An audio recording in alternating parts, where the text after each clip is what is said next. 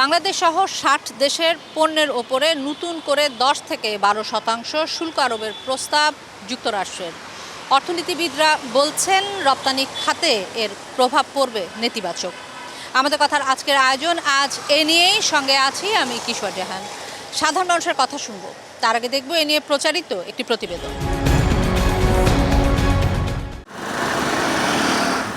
রপ্তানি উন্নয়ন ব্যুরো ইপিবির সর্বশেষ তথ্য বলছে, গত বছরের একই সময়ের তুলনায় বিদায়ী মে মাসে রপ্তানি আয় কমেছে 7%।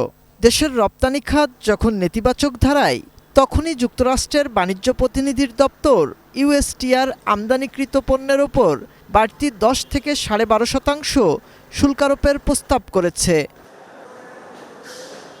যুক্তরাষ্ট্র দাবি করছে বাংলাদেশ সহ ৬০ দেশ জোরপূর্বক শ্রম দিয়ে পণ্য উৎপাদনে নিষেধাজ্ঞা আরোপ করতে এবং সেই নিষেধাজ্ঞা কার্যকরভাবে বাস্তবায়ন করতে ব্যর্থ হয়েছে, ফলে বাড়তি শুল্ক আরোপ করতে হবে। অন্তর্বর্তী সরকারের সময় বাণিজ্য ভারসাম্য আনতে মার্কিন যুক্তরাষ্ট্রের সাথে বাণিজ্য চুক্তি করে দেশ, যেখানে যুক্তরাষ্ট্রের বাজারে বাংলাদেশি পণ্যে রপ্তানিতে শুল্ক নির্ধারণ হয় 19%। নতুন করে বাড়তি আরও 10% শুল্ক যোগ হলে তা যুক্তরাষ্ট্রের বাজারে বাংলাদেশি পণ্যের চাহিদা কমতে পারে বলে শঙ্কা ব্যবসায়ীদের। 10% আমাদের এখানে যেটা আসে, আগের কিন্তু রেগুলার কিন্তু 15.5 আসে, তাহলে 10 আর 15.5 মিলে 25, 25.5 গিয়ে দাঁড়াবে। তো সেইটা গেলে পরে তখন দেখা যাবে যে অর্ডার কোয়ান্টিটি আমাদের কমবে। যুক্তরাষ্ট্রের এমন সিদ্ধান্তকে সিপিডির সম্মাননীয় ফেলো ডক্টর মুস্তাফিজুর রহমান দেখছেন রাজনৈতিক অর্থনীতির অংশ হিসেবে। চুক্তিটা যদি কার্যকর হয় তাহলে 15 যোগ 19 কত হলো? 34%। তার সাথে এই 10% কত হলো? 44%। আর যারা চুক্তি করে নাই তাদের কিন্তু ওই 19% নাই, মাত্র 9টা দেশ চুক্তি করেছে। এ সিদ্ধান্ত কার্যকর হলে বাংলাদেশের রপ্তানি খাত বাড়তি চাপে পড়বে বলেও মনে করেন তিনি।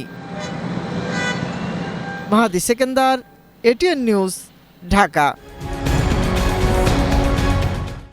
দর্শক, এতক্ষণ রিপোর্টটি দেখলাম, এবারে শুনবো সাধারণ মানুষের ভাবনা।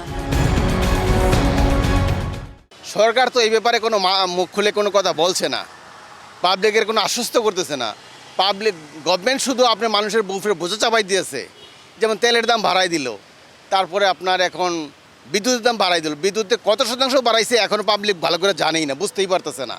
এটা আসলে সব হচ্ছে আমাদের অর্থনীতির উপর ডিপেন্ডস। আমাদের বর্তমান বৈশ্বিক যে যুদ্ধ শুরু হয়ে গেছে, এই যুদ্ধটাই আমাদের দেশকে সবচেয়ে পরিস্থিতি স্বীকার করেছে আমাদের দেশকে।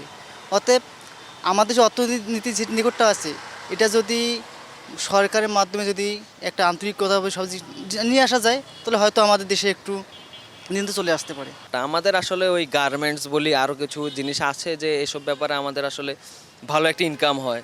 তো এইসব ব্যাপারে দেখো কেবল যদি ট্যাক্স বসাইতেই থাকে বা হচ্ছে ট্যারিফ যদি লাগাইতেই থাকে এভাবে, তো আসলে একদম সবাই সাফার করবে। এই যে যেমন গার্মেন্টস শিল্পটা, এটা আসলে যেভাবে বাড়তেছে, এক্সপ্যান্ড করতেছে, সরকার যদি এদিকে আরও তাকায়, ওই যদি নেগোসিয়েশনটা হয়, তারপর হচ্ছে সরকার যদি যে কূটনৈতিক সম্পর্কটা, কূটনৈতিক যারা আছে ওনারা যদি আর একটু ইফেক্টিভ হয়, তাহলে হয়তো বা এই ট্যারিফ জিনিসটা কমানো যেতে পারে। ৬০টি দেশের পণ্যের উপর আরো নতুন করে শুল্ক আরোপের প্রস্তাব যুক্তরাষ্ট্রের। বাংলাদেশের রপ্তানি খাতে এর নেতিবাচক প্রভাব ফেলবে। আমাদের কথায় আমি ভুবন সেন। আজকে শুনবো এ বিষয় নিয়ে কি ভাবছেন দিনাজপুরের সাধারণ মানুষ। এই সমস্ত শুল্কের উপরে যদি আরো শুল্ক তারা আরোপ করতে চায়, তাহলে আসলে আমাদের দেশের জন্য এবং জনসাধারণের জন্য আসলে বিষয়টা হুমকি স্বরূপ হয়ে দাঁড়াবে এবং আমাদের সার্বিক যে অর্থনীতি, সেই অর্থনীতির উপরে আসলে এটার একটা ব্যাপক প্রভাব পড়বে। আমরা চাবো যে আসলে অন্যান্য দেশ যেগুলো আছে সেগুলো বাড়তি যে শুল্ক, এই সমস্ত শুল্কগুলো মজবুত করবে বা এই সমস্ত শুল্ক আরোপ করবে না, তাহলে আমাদের দেশের অর্থনীতি মোটামুটি স্বাভাবিক থাকবে। নিত্য প্রয়োজন সার, ডিজেল, যা কৃষকের উপরই আমরা তা নির্ভরশীল, এগুলোর দাম দিন দিন বৃদ্ধি পাবে, দ্রব্যমূল্য বৃদ্ধি হবে, আমাদের ক্রয় ক্ষমতার বাইরে যাবে এবং অসহায় গরিব মানুষের আরও দিন দিন এদের অবস্থা আরও খারাপ হয়ে যাবে এবং ঋণের বোঝা বেশি হবে। বিভিন্ন এনজিও, ব্যাংক বিভিন্ন লোন নিয়ে এই যে কৃষক পণ্য যে উৎপন্ন করতেছে, দেখা গেছে যে এগুলো বিক্রি করে ঋণই পরিশোধ হচ্ছে না, তাহলে দিন দিন আরও ওদের কষ্টটা বেড়ে যাবে। আমাদের তো দিন দিন এই অবস্থা হয়ে যাবে। শুল্ক যদি বৃদ্ধি পায় তাহলে হচ্ছে রপ্তানি খাতে প্রভাব পড়বে, রপ্তানি খাতে প্রভাব পড়লে আয়ের খাতে প্রভাব পড়বে বৈদেশিক মুদ্রা অর্জনে প্রভাব পড়বে এবং সেই সাথে যেই পোশাক, যেমন আমাদের সবচেয়ে বড় সেক্টর হচ্ছে পোশাক শিল্প, চামড়া শিল্প এন্ড কৃষি প্রক্রিয়াজাত শিল্প। এই শিল্পগুলোতে তখন হচ্ছে ওই দেশে ওই পণ্যটার দাম বৃদ্ধি পাবে এবং ওই দেশে যদি ধরেন আমেরিকায় যদি বাংলাদেশের পোশাক খাতের দাম বৃদ্ধি পায়, তাহলে তো সে দেশের জনগণ আসলে সেই পোশাকটি আর নিবে না, তখন তারা অন্য দেশের পোশাক ক্রয়ের ক্ষেত্রে আরো বেশি আগ্রহী হবে।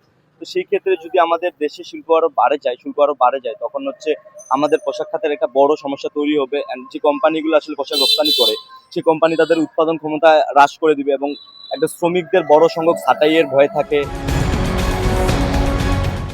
দর্শক, আমি মাজহারুল ইসলাম মাসুম আপনাদেরকে গাজীপুর থেকে নিয়ে যাচ্ছি সাধারণ মানুষের কাছে।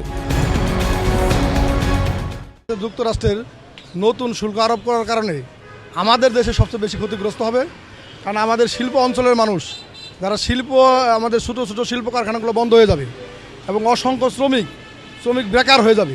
রেমিডেন্স অর্থাৎ আমাদের বৈদেশিক যে রেমিডেন্স, যে রপ্তানি খাত থেকে বাইরে আমরা পণ্য পাঠিয়ে যে অর্থ উপার্জন করি সেটারও ব্যাঘাত ঘটবে। এর কারণে বাংলাদেশের রপ্তানি খাত বিভিন্ন রাষ্ট্রে যখন আমাদের এক্সপোর্ট ইনপুট হয় তখন এইখানে 10 নামতে পারে।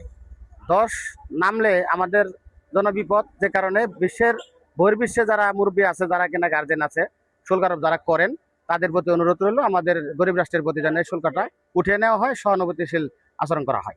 নতুন করে যদি আপনার এই যুক্তরাষ্ট্র আমাদের দেশে এই পোশাক খাতে শুল্ক বৃদ্ধির বিষয়ে কোনো চিন্তা ভাবনা করে, আমাদের মনে হয় যে আমাদের অর্থনীতিকে এটা ব্যাপক চাপ পড়বে। সেই ক্ষেত্রে আমাদের গার্মেন্টসের যে শ্রমিকগুলো আছে সেইখানে তারা ক্ষতিগ্রস্ত হতে পারে। সেই সাথে আমরা বিশেষ করে যারা ইন্ডাস্ট্রিয়াল অঞ্চলে বসবাস করি তাদের সাথে সাথে তারাও ক্ষতিগ্রস্ত হতে পারে এবং আমাদের বিশেষ করে অর্থনীতির উপর এটার ব্যাপক প্রভাব পড়বে। তো আমরা চাই এই নতুন করে যাতে যুক্তরাষ্ট্র এটা বিবেচনা করে আমাদের বাংলাদেশকে যেন এটার আওতামুক্ত রাখে। আমাদের কথার আজকের আয়োজন আজ এ পর্যন্তই। আগামীতে আবারও দেখা হবে আমাদের কথায় অন্য কোনো বিষয়ে শুনবো সাধারণ মানুষের ভাবনা। সে পর্যন্ত আমি কিশোর জাহান আপনাদের সবার কাছ থেকে বিদায় চেয়ে নিচ্ছি। সবাই সুস্থ থাকুন, ভালো থাকুন, চোখ রাখুন এটি নিউজের পর্দায়।